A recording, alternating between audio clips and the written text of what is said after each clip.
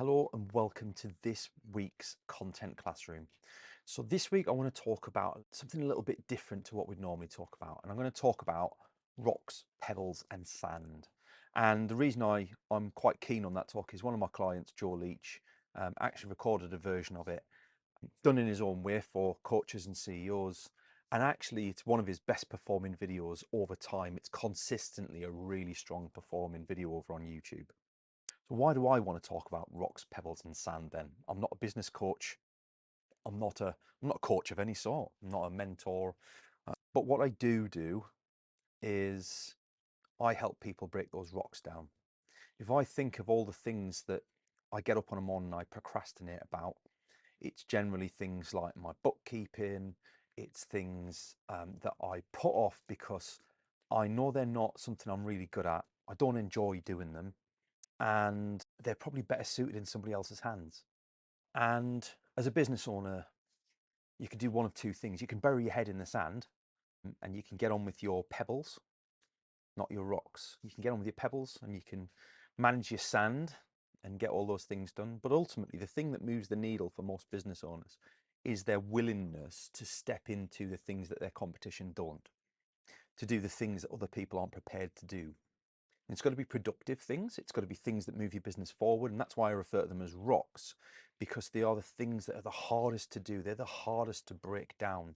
But if you break down your rocks on a regular basis in a routine and you get those rocks out of the way of your business, one, you'll feel a lot less stressed and anxious.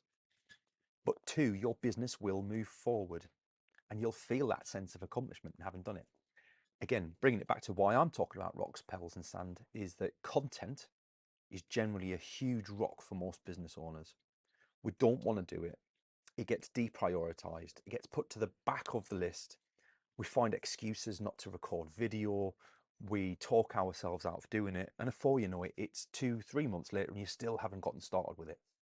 That's why I set up Content Classroom. It's why I set up Javelin Content Management, because I want to show business owners like yourselves how to overcome those obstacles. And that's what we tackle here in the newsletter every week. We tackle a little something that helps you do things more effective, more efficiently, shows you workflows that you wouldn't have otherwise figured out or didn't know were possible.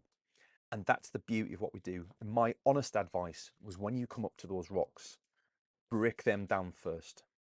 Get rid of the rocks from your business every week and every day. Be achieving those rocks. Don't try and tackle them all at once, but make sure that they don't sit on your to-do list. If you notice that they're sitting on your to-do list, and I'm ADHD, so this is key for me, right? If I see a job sitting on my to-do list, I give myself two options.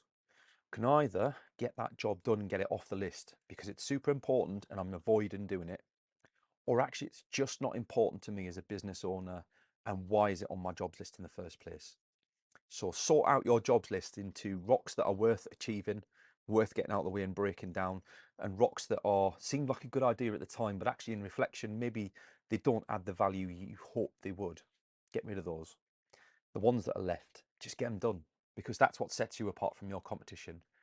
If you don't get those rocks done, somebody else will, and they'll see the success as a result of doing them. Content is a big one, and I totally get it. Even I have content as one of my rocks. I'd far rather be working on client work than I would working on my own content. But if you can get it done, then you set yourself above the crowd, you differentiate yourself, and you stand out in front of your audience as being the person that's consistently there, delivering valuable content. Hope that's been useful, and speak to you next week.